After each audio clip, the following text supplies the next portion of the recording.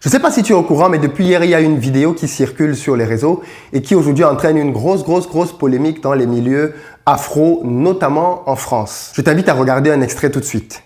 Se coordonner avec le même type de protocole, avec le même type de vaccin, parce qu'il y a plusieurs BCG différents, et aussi avec le même type de placebo. Et donc on espère quand même d'avoir des chiffres suffisamment importants pour avoir une valeur statistique. Si je peux être provocateur, est-ce qu'on ne devrait pas faire cette étude en Afrique, où il n'y a pas de masque, pas de traitement, pas de réanimation, un peu comme c'est fait d'ailleurs pour certaines études dans le sida, où chez les prostituées, on essaye des choses parce qu'on sait qu'elles sont hautement exposées et elles se protègent pas. Qu'est-ce que vous en pensez ? Alors vous avez raison, et d'ailleurs on est en train de réfléchir en parallèle à une étude en Afrique justement pour faire ce même type d'approche avec le BCG, un placebo.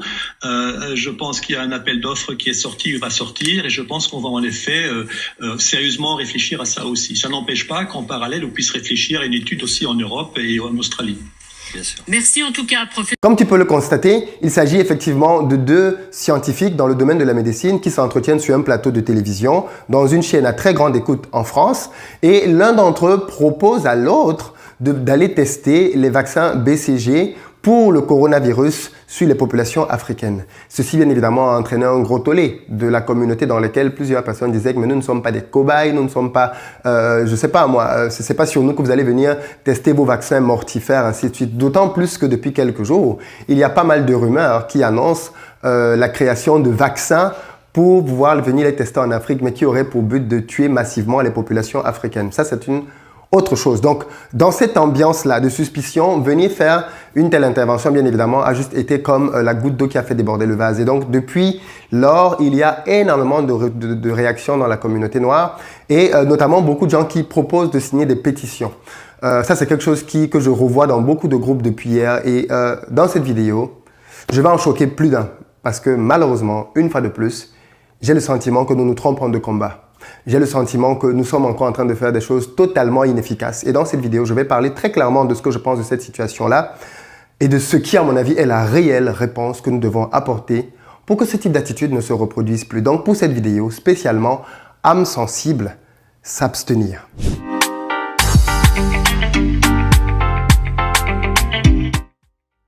Salut à toi et bienvenue sur ma chaîne, moi c'est Philippe Simo. Et ici je te parle d'entrepreneuriat et d'investissement parce que je suis convaincu que ce sont les deux piliers sur lesquels les Africains doivent s'appuyer pour faire émerger leur continent. Donc si toi aussi tu veux faire partie de cette belle aventure, deux choses à faire. La première, abonne-toi à cette chaîne et active les notifications pour être informé de l'apparition de nos nombreuses vidéos hebdomadaires comme celle-ci qui vont t'apporter du bon contenu business. Et puis la deuxième, va dans la barre de description, clique sur le lien pour recevoir gratuitement le petit livret que j'ai écrit intitulé 10 bonnes raisons de devenir entrepreneur. C'est un tout petit livret qui se lit rapidement et qui va te permettre de te bâtir un bon mindset pour t'aider à te lancer et à réussir dans les affaires. Alors aujourd'hui spécialement, je devais faire une vidéo dans laquelle je devais te partager 5 business à lancer en ligne puisque depuis lundi, on avait fait pas mal de business comme ça pendant cette période de confinement pour t'aider à lancer un business en ligne. Mais aujourd'hui spécialement, changement de programme, vidéo annulée et remplacée par celle-ci parce que j'estime que l'heure est grave et il est important de revenir sur cette polémique naissante et d'apporter mon point de vue. D'autant plus qu'aujourd'hui, il commence à y avoir une forte audience qui écoute ce que je dis. Donc, plusieurs personnes commencent à me demander qu'est-ce que tu penses de ceci, qu'est-ce que tu penses de cela, est-ce que tu veux signer telle pétition? Je me suis dit plutôt que de répondre individuellement à des centaines de demandes, faisons une vidéo, clarifions les choses, livrons notre position et puis parlons-en. Parce que oui, ce soir, en direct, à 22 h sur la chaîne, on va avoir un grand débat en direct. Tu pourras appeler pour donner ta position sur ce sujet. Mais dès maintenant, je préfère te donner la mienne. Le mépris affiché dans cette vidéo est évident, d'accord? Donc, on ne va même pas revenir là-dessus parce que ce genre de scènes, malheureusement, sont répétitives sur les médias. Et ces scènes-là, malheureusement, une fois de plus, ne seront pas sanctionnées, ne seront pas censurées. Et les auteurs de ces propos-là continuent bien évidemment d'exercer leur métier dans l'absolue liberté. D'ailleurs, tu auras remarqué que depuis que ces propos ont été tenus à la télévision, aucun article dans un journal, aucun présentateur, aucun chroniqueur sérieux n'est revenu dessus pour pouvoir dénoncer ces propos-là. La vie continue simplement parce qu'en fait, en réalité, ce qui a été dit là n'a choqué personne, du moins pas grand monde à part la communauté noire. Les propos qui ont été tenus sont bien évidemment abjects. Les comparaisons faites entre l'Afrique et la prostituée sont inacceptables. Et bien évidemment, ce qui couronne le tout, c'est que ce n'est pas la première fois que l'on entend ce genre de dérapage dans la télévision française ou même venant d'une autorité française type un président de la République. Je ne parle pas bien évidemment de Sarkozy qui a dit que l'Afrique n'était pas assez entrée dans l'histoire, ou même encore récemment d'Emmanuel Macron qui disait que les Noirs ne peuvent pas se développer tant que leurs femmes font 7 à 8 enfants. Donc il y a comme ça une condescendance et un mépris récurrent que l'on retrouve notamment dans les élites françaises vis-à-vis des Noirs et de l'Afrique. Plutôt que de s'indigner comme on a l'habitude de le faire sans que ça ne produise aucun effet, je propose plutôt d'avoir aujourd'hui une analyse différente de la situation. Essayons d'abord de comprendre d'où vient ce mépris-là et ensuite, dans une seconde partie, voyons ce que l'on peut faire ensemble pour que ça change. Donc pour l'origine, je tiens à te préciser, si tu ne le sais pas, que le système éducatif en France est assez particulier par rapport à son histoire vis-à-vis de l'Afrique. Le système français, même si je n'ai pas étudié dedans, dans les classes collège, maternelle, primaire, tout ce que je veux, parce que moi je suis arrivé là uniquement pour mon cycle d'ingénieur, je me suis quand même un tout petit peu renseigné justement pour comprendre d'où pouvait venir cette méconnaissance et cette grande ignorance au sujet de l'Afrique. Et bien je me suis rendu compte que c'est clairement bien fait depuis le système académique, depuis le système éducatif. Il faut se rendre compte qu'on a supprimé dans l'enseignement aujourd'hui en France tous les chapitres qui avaient trait à l'époque glorieuse de l'Afrique. Tu sais, entre le 9e et le 16e siècle, quand l'Afrique était dans son âge d'or, à l'époque où l'Europe végétait encore et que l'Afrique était vraiment rayonnante, avec de grands royaumes comme le royaume Songhai, le royaume du Mali et bien d'autres royaumes. Ça, ce n'est plus du tout enseigné dans l'éducation nationale française. En réalité, le premier contact qu'un enfant a avec l'Afrique, c'est quand il est au collège et il apprend quoi? La colonisation. Donc le premier contact que les Occidentaux aujourd'hui ont quand ils entendent parler de l'Afrique, c'est la colonisation et qui leur est présentée comme étant quelque chose de positif. La mission civilisatrice occidentale qui allait pour civiliser les petits indigènes noirs pour leur montrer comment la vie devait se faire. Et donc comme c'est ça le premier contact qu'ils ont avec l'homme noir et que c'est enseigné comme ça à l'école, eh bien qu'est-ce que tu veux? Ça dénote forcément d'une certaine supériorité et tout le monde, toute l'histoire qu'on va leur présenter après est biaisée, elle est faussée et donc il faut faire un supplément de recherche pour pouvoir se rendre compte de la vérité. Donc en réalité, le véritable mal qui prédomine dans la société occidentale, au-delà du mépris, c'est l'ignorance. Et tu sais, comme j'aime souvent le rappeler, la plus grave des maladies dont un homme peut souffrir, c'est l'ignorance. Et nos amis occidentaux sont très ignorants en ce qui concerne l'Afrique. Oui, parce que nos amis occidentaux ignorent que l'or dont l'Europe a eu besoin pour se développer avant d'aller trouver de l'or en Amérique latine provenait d'Afrique. Jusqu'au XVIe siècle, c'est en Afrique que les Européens venaient chercher de l'or. Et d'ailleurs, c'est avec cet or-là qu'ils ont pu financer leur campagne dans le monde entier, notamment en Asie, sur les côtes de l'Afrique et même jusque dans l'océan Indien. L'or du Zimbabwe, par exemple, avait inondé l'océan Indien. Oui, pour ceux qui pensent que l'histoire de l'Afrique démarre avec la colonisation, sachez que bien avant la colonisation, l'Afrique prospérait. Et je tiens à le préciser, quand l'Afrique prospérait, l'Europe végétait. Elle vivait dans la galère et dans la misère. Il y a eu cette époque-là, et ça peut sembler invraisemblable, n'est-ce pas? Là où le centre, l'économie, le rayonnement n'était pas du tout en Europe, et ces Européens-là venaient en Afrique pour chercher des bouts de pain. Parce que réellement, l'Afrique à ce moment-là dominait toutes les sphères qui pouvaient se faire, que ce soit celle de l'histoire, de la science, de la politique, tout ce que tu peux avoir se trouvait en Afrique. D'ailleurs, il y a même eu des chercheurs occidentaux qui sont arrivés pour la première fois en Afrique et quand ils ont vu les constructions qui existaient, ils se sont dit c'est impossible que des Noirs aient pu construire ça. Forcément, il y a certainement eu ici quelques centaines d'années avant des Blancs qui sont venus pour pouvoir construire tous les monuments que l'on a ici. Voilà comment est-ce que l'histoire a été déformée à plusieurs endroits avec pour logique et volonté de toujours ramener la gloire du côté du blanc. Et ce faisant donc, même en reniant ce que la science la plus basique pouvait démontrer de manière évidente. D'ailleurs, tout ceci a éclaté au grand jour avec les travaux de Cheikh Anta Diop, un scientifique émérite et l'un des tout meilleurs de sa génération qui a mis à nu devant le monde entier toutes les mascarades qu'il y avait eu pendant des siècles et des siècles dans lesquels on a continué d'essayer de falsifier l'histoire. Tu connais bien ce qui se passe quand c'est le chasseur qui raconte l'histoire du lion. Il la raconte toujours bien évidemment en sa faveur. Et donc c'est ce qui s'est clairement passé. L'Occident pendant longtemps a déformé l'histoire, a continué de la cacher d'ailleurs, essaie de continuer de le faire puisqu'aujourd'hui les vérités ne sont pas rétablies dans les programmes académiques. La partie honteuse de l'histoire, pas que française mais occidentale, est clairement cachée parce qu'il n'y a pas que la France qui s'est sali les mains dans cette histoire-là. On a tendance souvent à l'oublier, mais tous les pays européens ont plongé la main dans cette affaire et aujourd'hui ils le cachent désespérément. Cheikh Anta Diop a mis à nu le fait que l'Égypte ancienne n'était pas blanche comme on nous l'a vendu, mais noire. Et il l'a démontré de manière scientifique. Mais pas que ça. Il a été démontré que plusieurs grands mathématiciens et scientifiques européens, type Pythagore et Thalès, sont allés s'asseoir en Égypte pour apprendre la science et aujourd'hui sont considérés comme étant les génies qui ont inventé des choses qu'ils ont simplement copiées ailleurs. Le fameux théorème de Pythagore qu'on nous a tous appris et qui ne sert pas à très grand chose en réalité, qu'on appelle encore théorème de Pythagore, il est connu de tout le monde que ce théorème n'appartient pas à Pythagore et que bien avant que Pythagore ne parle de ce théorème-là, plus de 1000 ans avant, des parchemins démontrent qu'on parlait déjà de ce théorème-là à deux endroits, en Mésopotamie et en Égypte. Mais ça, bien évidemment, on a oublié tout ça, on a quand même décidé d'appeler le théorème Pythagore. Tu vois comment est-ce qu'on veut déformer l'histoire? Oui, parce que beaucoup d'Occidentaux, malheureusement, sont totalement ignorants du fait que les mathématiques ont trouvé leur berceau en Afrique. Si tu parles de l'os d'Ishango ou même de la grotte de Blombos, beaucoup de gens vont croire que tu es en train de parler de contes de fées, alors qu'on parle là bien évidemment de preuves scientifiques aujourd'hui qui démontrent que la base, le fondement de la science, des mathématiques et même de la recherche en général tirent leurs origines de l'Afrique. Mais peut-être que tout ce que je dis là est très lointain, d'accord? Revenons même à des choses beaucoup plus proches. Beaucoup de nos compères ici ignorent aussi la France-Afrique. Ils ne savent pas ce que c'est. Ils ne savent pas quels sont les mécanismes qui ont été mis en place par le général de Gaulle. Ils ne savent pas que le général de Gaulle, qui est apprécié et vénéré en Occident, pour les Africains, est l'un des pires criminels qui soit. Autant on décrit Hitler, Mussolini en Occident, autant les Africains, notamment francophones, décrient l'œuvre du général de Gaulle parce qu'il a bien évidemment sur les mains énormément de sang. Oui, parce que bien évidemment, le grand général de Gaulle, avec son bras droit, Pierre Faucard, ont mis sur pied la France-Afrique, ce système dans lequel ils ont décidé de donner aux Africains des indépendances factices en tuant tous les nationalistes qui voulaient réellement qu'il y ait une véritable indépendance et en mettant des pantins au pouvoir parce qu'au moment des indépendances, comme dans tous les pays, il y avait un groupe de personnes qui disaient qu'ils sont pour les indépendances radicales et il y avait un groupe de personnes qui disaient qu'ils sont contre. Dans tous les pays, d'accord, même en Europe, tu as l'extrême droite, non, qui est toujours contre tout ce que les autres proposent. Il y avait donc bien évidemment aussi en Afrique ce genre de personnes qui disaient non, nous ne sommes pas prêts pour l'indépendance, nous voulons la tutelle, nous voulons l'assistance française. Mais face à la pression de la population,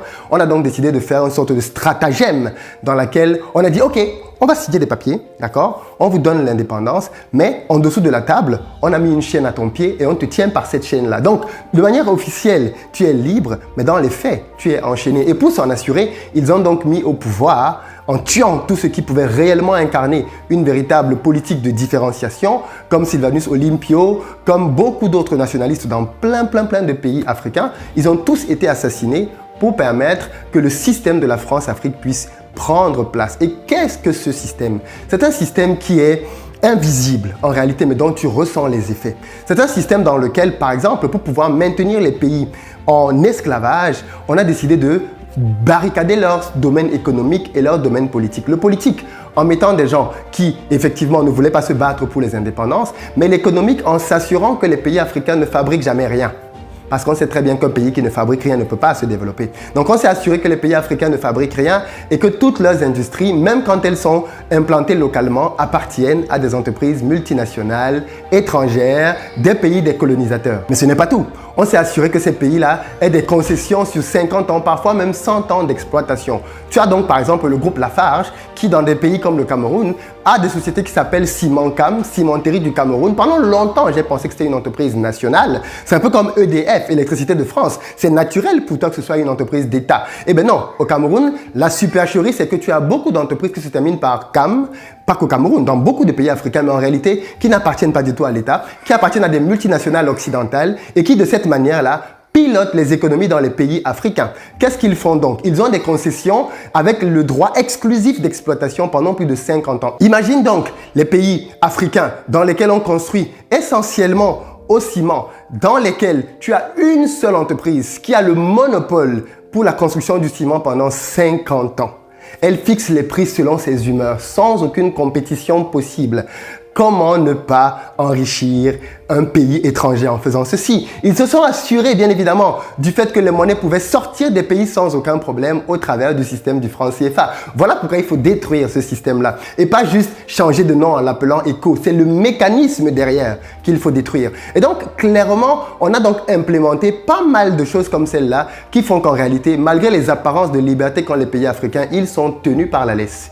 Ils ne peuvent clairement pas faire grand-chose pour pouvoir se libérer. Voilà l'emprise que le général de Gaulle et son ami Foccart ont mis en Afrique. Et tu te rappelleras bien que depuis que le général de Gaulle est parti, peu importe qui est venu au pouvoir en France, qu'il soit de gauche ou de droite, ils se sont tous servis de ce système-là. Tout le monde sait aujourd'hui que, par exemple, le père Bongo finançait les politiciens français. Ils sont nombreux et nombreuses qui sont allés au Gabon aller chercher des mallettes d'argent pour venir financer leur campagne ici en France. Donc, je suis très amusé quand j'entends certains de ces politiciens-là donner des leçons d'intégrité, de morale ou je ne sais pas de quoi d'autre. Mais bon, bref. Quoi qu'il en soit, tout cela, nos amis occidentaux ne le savent pas. Ils savent encore moins que la pharmacopée africaine a été la base sur laquelle les occidentaux se sont appuyés pour pouvoir créer plusieurs des médicaments avec lesquels on soigne les populations dans le monde aujourd'hui. Ils ne savent simplement pas à quel point l'essor de l'Europe s'est fait au détriment, sur le pillage de l'Afrique. Et surtout, à quel point jusqu'aujourd'hui, l'Europe continue de vivre et d'être à ce niveau de développement-là, en grande partie grâce à l'Afrique. Regarde par exemple comment est-ce que les gens s'exténuent devant des musées ici. Regarde comment plusieurs grands musées en Europe sont remplis d'œuvres, ce que l'on appelle des œuvres et des statuettes. Mais on s'est déjà demandé d'où elles provenaient. La plupart de ces œuvres proviennent de l'Afrique. Mais comment est-ce qu'elles ont fait pour quitter l'Afrique pour atterrir dans des musées en Europe? Vol, pillage, destruction. Voilà comment est-ce que ces éléments-là sont arrivés en Europe. Aujourd'hui, tout le monde le sait. Et pourtant, quand il faut restituer à l'Afrique ces œuvres volées, pillées, il y a encore aujourd'hui des chercheurs et des scientifiques qui viennent vous dire « Non, ne leur remettez pas, ils ne sont pas capables de les gérer ». Quand je vous dis que le mépris est dans cette affaire profondément ancrée en l'homme occidental du fait de son ignorance, il faut l'aider à guérir. Mais celui qu'il faut aider à guérir en priorité, c'est l'homme noir. Parce qu'en fait, l'ignorance dont je te parle, elle est acceptable d'un point de vue occidental parce qu'on voit bien que les cartes ont été brouillées. Le drame en réalité, c'est pas que les Occidentaux ne sachent pas tout cela. Le drame, c'est que même les Africains ne le savent pas. Les Noirs eux-mêmes ne connaissent pas leur histoire. Et donc, de fait, on peut leur dire ce qu'on veut, on peut les mentir comme on veut, on peut les manipuler comme on veut, les rouler dans la farine comme des boulangers. Et bien évidemment, tout passe comme une lettre à la poste. Oui, parce que pour beaucoup de personnes, la colonisation, c'est quelque chose qui date d'il y a très longtemps et il faut que les Africains arrêtent de se plaindre. Oui, c'est vrai qu'officiellement, je te le rappelle, tout a été signé en 1960. Mais dans la pratique, qu'est-ce qu'il en est réellement? Figure-toi qu'il y a de cela quelques années, Bolloré postulait au Cameroun pour la gestion du port autonome de Douala, l'un des plus grands ports sur la côte. D'accord?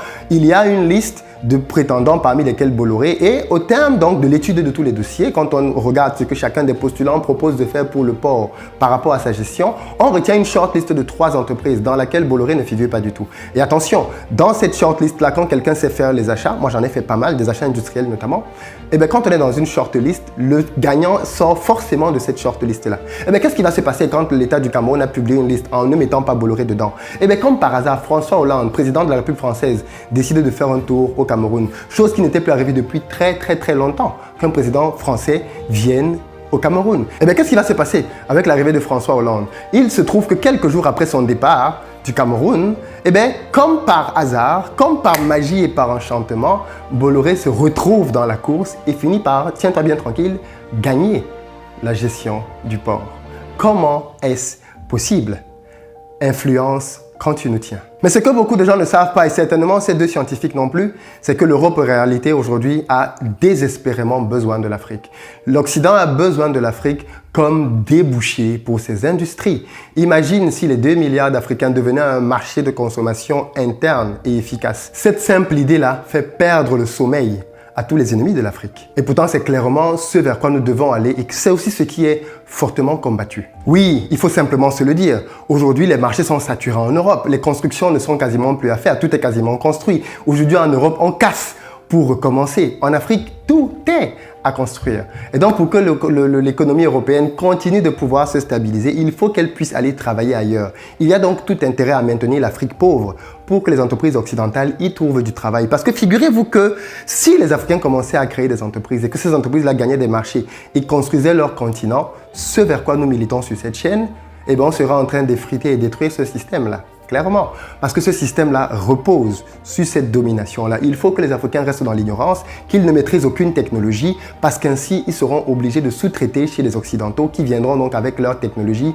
avec le rôle du sachant et du messie pour délivrer les Africains de leur ignorance. Tout cela nous ramène donc finalement au même point l'économique. Que faire donc pour s'en sortir? Je commencerai par te dire ce qu'il ne faut pas faire. Ce qu'il ne faut clairement pas faire, c'est s'attendre à ce que le salut nous vienne d'autres personnes. Il faut arrêter de croire qu'une pétition va changer les choses. On en a fait tellement des pétitions. Qu'est-ce qu'elles ont donné? Quand Sarkozy a parlé en Côte d'Ivoire, les intellectuels se sont levés, ont écrit, ont fait des articles. Qu'est-ce que ça a produit? Pas grand-chose. Prenons notre cas de figure pour que tu te rendes compte à quel point c'est méprisant. Toujours au Cameroun, beaucoup de gens ne le savent pas, mais la France a mené pendant les moments des indépendances une guerre cruelle au Cameroun dont il n'est question nulle part. Une guerre qui aurait tué près de 400 000 personnes, d'après les chercheurs et les historiens.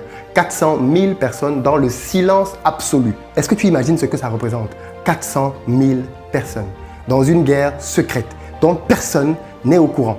Et pourtant aujourd'hui, plus le temps passe, plus les éléments reviennent par rapport à cette guerre-là. Et tiens-toi tranquille, François Fillon, Premier ministre de Nicolas Sarkozy, était venu au Cameroun et il lui a été posé la question par un journaliste brave. Monsieur François Fillon, que répondez-vous à ceux qui ramènent sur la table le génocide commis par la France au Cameroun pendant les années d'indépendance? Et là, François Fillon a nié comme jamais. Je suis désolé, mais ce génocide n'a jamais existé. Une telle histoire n'existe pas. Je ne sais pas d'où est-ce que ça peut exister. D'où est-ce que ça sort ça? La France n'a jamais commis quelque chose de pareil. C'est inacceptable d'accepter d'entendre ce genre de critique. Ok.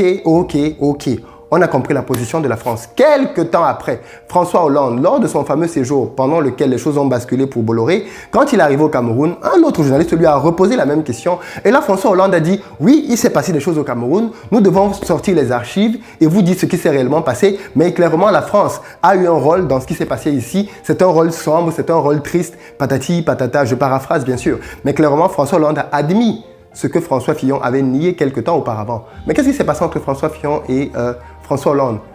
Vous pensez que c'est entre-temps, il y a eu comme une illumination? Non, pas du tout. La pression. La pression a fait que de plus en plus, on se rend compte que tout le monde est au courant de ça. C'est un secret de polichinelle. Ça ne vaut donc plus la peine de le cacher. Il faut en parler. Voilà comment est-ce que le sujet est devenu public, à tel point que même la France a fini par l'admettre. Mais jusqu'aujourd'hui, bien évidemment, comme d'habitude, tout est en stand-by.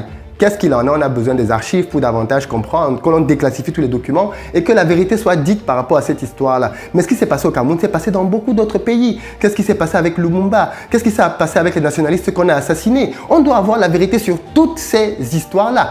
C'est notre histoire, mais les Occidentaux, l'Occident aussi, doit connaître cette histoire. Il faut que l'on se regarde en vérité et que l'on se dise les choses telles qu'elles se sont passées et que l'on arrête de se cacher derrière des mensonges. Parce que tant que l'on repousse, tant que l'on cache, tant que l'on masque la vérité, alors ceci est le meilleur moyen de pouvoir attiser la haine et maintenir malheureusement le racisme. Parce que quand on écoute des propos comme ceux de ces deux professeurs-là, qu'est-ce que vous pensez que les gens en Afrique voient? Qu'est-ce qu'ils comprennent? C'est qu'on nous prend ici pour des cobayes et ce sont les Blancs qui font ça. Donc bien évidemment, la réaction primaire, c'est de dire les Blancs sont les ennemis des Noirs et il faut pouvoir les combattre. Qui veut de ça? La deuxième chose qu'il ne faut pas faire, c'est se confier en les associations, les ONG, ce genre de groupements-là qui sont supposés défendre les droits des hommes. Non, bien des fois, malheureusement, là aussi, ils défendent les droits des Occidentaux et pas des hommes. Prenons des associations ou des ONG comme Transparency International qui passent la plus grande partie de son temps à dénoncer les choses qui se passent en Afrique. On dirait que c'est une ONG faite pour l'Afrique, Transparency International. Où est-ce qu'ils sont quand il y a des détournements en Europe? Je ne les vois pas faire des enquêtes ici. Ils ont pourtant fait des enquêtes pour surtout les chefs d'État africains pour parler de toutes les fortunes qu'ils détournent. Ok, mais pourquoi ils ne parlent pas de Jérôme Cahuzac? Pourquoi ils ne font pas des enquêtes? Je veux dire, en France, tout le monde sait que les détournements par année, rien que par année, suffisent à couvrir la dette de la sécurité sociale. Tous les juges donc qui passent leur temps à aller faire les tracts derrière les fils d'Obiang Guéma et ainsi de suite. Il n'y a pas de sujet à traquer en France. Ces juges-là sont au chômage. Ils n'ont rien à faire ici et ils s'ennuient tellement qu'il faut qu'ils aillent chercher des affaires en Afrique. Attention, je ne suis pas en train de valider ce que les uns et les autres font en Afrique. Je questionne juste ce système de justice dans lequel on va regarder ce qui se passe chez les autres et on ferme les yeux sur ce qui se passe chez soi. Comment expliquer donc que tous ces juges, avec tous les détournements et toutes les fraudes qui sont commises en France par des Français, se taisent, qu'ils ne s'attaquent pas à ces sujets-là, mais qu'ils deviennent spécialistes des détournements de fonds par les fils de présidents et ainsi de suite? Qu'est-ce qui se passe? Pourquoi est-ce qu'ils se taisent sur les affaires qui se passent en France? Et d'ailleurs même, regardons un peu l'absurdité de ce type de processus-là. Quand l'on va donc décider d'attaquer Obiang Guéma, le fils du président, ok, il est reconnu d'avoir détourné les fonds. Ok, on saisit son immeuble particulier à Paris, on saisit ses belles voitures, ainsi de suite. Où va l'argent? Où va l'argent? Parce que si on remet l'argent à l'État, d'accord, on est en train de remettre l'argent à la famille Obiang. Donc je prends la famille Obiang pour remettre à la famille Obiang. Quel est l'intérêt? Si ce n'est médiatiser ça pour ridiculiser, jeter le discrédit. et bien évidemment, comme d'habitude, fermer et taire ce qui se passe chez nous. C'est inacceptable de nos jours. En tout cas, chacun d'entre nous, bien évidemment, décide de savoir en qui est-ce qu'il se confie. Mais moi, clairement, ce type d'ONG, ce type de justice à 2 niveaux, je n'y crois plus.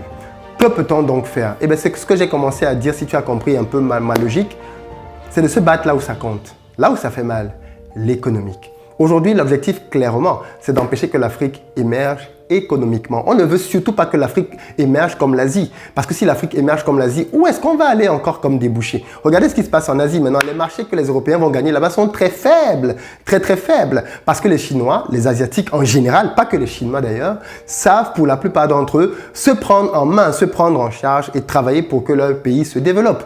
Quand tu vas regarder ce qui se passe chez nous, eh bien, on essaie justement, au travers des différents systèmes dont on a parlé beaucoup plus tôt, de nous maintenir dans le même type d'endroit. Donc, est-ce que ça sert à quelque chose aujourd'hui d'aller faire des pétitions? Peut-être, je n'en sais rien. Mais ce n'est pas moi le cheminement que je veux prendre. Le chemin que je veux prendre, c'est celui de l'économique. Voilà pourquoi est-ce que j'accorde beaucoup d'importance à la création de business et à de grands business. Parce que si demain nous créons le futur Facebook, si nous créons demain le futur WhatsApp, l'Afrique a la population la plus grande dans le monde en croissance. Si nous créons ce genre de système dans lequel nous avons les données de notre continent et que nous prenons ceux des autres continents, ben, on va commencer à peser lourd dans le game. Aujourd'hui, on sait que Facebook fait peur au monde entier parce qu'ils ont les données de tellement de personnes. Mais pas que Facebook. Toutes les grosses applications, toutes les grandes entreprises ont un impact sérieux sur le monde. Aujourd'hui, si la France veut déstabiliser un État, elle n'a plus besoin de faire un coup d'État. Elle n'a plus besoin d'armer ou désarmer un groupe, pas du tout. Ces entreprises suffisent à mettre à plat nos pays parce que nous ne produisons rien. Nous sommes tout le temps dépendants de l'Occident. La main qui te nourrit est la main qui te dirige. Voilà comment ça marche. Et aujourd'hui, malheureusement, nous sommes nourris par des autres alors que nous avons les terres, ce qui est absurde. Mais tout ce que nous faisons quasiment est produit à l'étranger. Et tant que nous n'inversons pas ce rapport-là, tant que les Africains ne deviennent pas majoritairement présents dans leurs économies, on peut faire ce que l'on veut. On n'ira nulle part. Regarde le cas du Nigeria, première économie africaine. Quand tu regardes le top 10 des personnes les plus riches au Nigeria, tu n'as quasiment que des Nigérians dans la liste. Mais regarde le même top 10 dans les pays francophones. Tu vas voir que tu as plein d'Occidentaux dans la liste. Pourquoi? Pourquoi? Eh bien parce que nos économies ne sont pas détenues par des locaux, par des nationaux. Nous devons donc vraiment nous battre avec notre dernière énergie pour posséder nos économies. Et ça, on peut le faire parce que les systèmes en place, en réalité, ils ne sont pas si forts que ça. Si on est vraiment nombreux à se lancer là-dedans, et pas individuellement, mais si on est collectivement nombreux à se lancer, à créer des business, il y aura des failles et plusieurs champions d'industrie vont naître. Mais pour ça, il faut que l'on ait la stratégie, la volonté, l'idéologie de se lancer, non pas individuellement, mais ensemble. Voilà en tout cas moi ma réponse à la polémique créée par ces deux médecins sur cette antenne-là dans laquelle ils s'exprimaient et parlaient en réalité de ce que tout le monde sait. D'accord? Dans le domaine médical, on sait que ce genre d'expériences sont souvent faites. Malheureusement, elles sont souvent faites en destination du peuple africain. Et en plus, ce que l'on vient de tester sur place, ce n'est pas ce qui avait été promis auparavant. Mais comme en plus, on n'a même pas les moyens de vérifier quoi que ce soit et que l'argent qui est donné n'arrive même pas chez les personnes que l'on teste, et bien au final, qu'est-ce que tu veux? C'est toujours nous qui sommes les dindons de la farce. Mais bien maintenant, tu as toi aussi le choix de ton côté. Soit tu décides d'agir de manière efficace, constructive pour que les choses changent, soit tu continues simplement de te plaindre. Mais si tu veux que l'on en parle de manière efficace, constructive, pour pouvoir se dire ce que l'on peut faire ensemble, rendez-vous ce soir donc à 22 h, heure de France, en direct sur cette chaîne Investir au pays pour pouvoir parler de cette thématique-là. Et ce soir, si tu ne peux pas être là, tu peux venir demain, après-demain. Nous avons désormais ce type de moment d'échange-là, constructif, pour pouvoir décider de ce que l'on peut faire pour faire changer les choses. Parce que, comme le président du Ghana l'a dit, peu importe là où vous êtes sur la planète, si vous êtes noir, tant que le continent noir sera pauvre, cette honte-là va vous être collée à la peau. Et puis parlons de honte, il faut que les Africains arrêtent d'avoir honte d'être noirs. Parce qu'en réalité, quand on connaît l'histoire, la honte n'est pas de notre côté, elle est de l'autre côté. C'est aux autres d'avoir honte. Quand tu violes, quand tu tues, quand tu braques, ce n'est pas la victime qui doit avoir honte. C'est toi, le cambrioleur, qui doit avoir honte de ce que tu fais. Mais aujourd'hui, le cambrioleur se pavane, fait du bruit, alors qu'en réalité, c'est lui le meurtrier. Et ça, il faut que ça change. Je compte sur vous pour distribuer cette vidéo massivement. Je sais que beaucoup de gens ne vont pas être d'accord de ce que j'ai dit. C'est normal. Je suis d'accord pour pouvoir écouter la contradiction dans les commentaires. Tu peux en parler. Ce soir, en direct, tu peux appeler pour pouvoir aussi donner ton point de vue là-dessus. Mais je veux que ce type de sujet-là nous occupe et que l'on en parle, plutôt que ce soit la musique et l'humour qui nous occupent en permanence. Retrouvons-nous pour parler de choses sérieuses, constructives, pour bâtir ensemble et pas juste pour rigoler, quoi. Il est temps aussi que cette image du noir qui n'est là que pour amuser la galerie change. Et pour ça, j'ai besoin de toi. Donc rendez-vous ce soir et je te dis à très bientôt.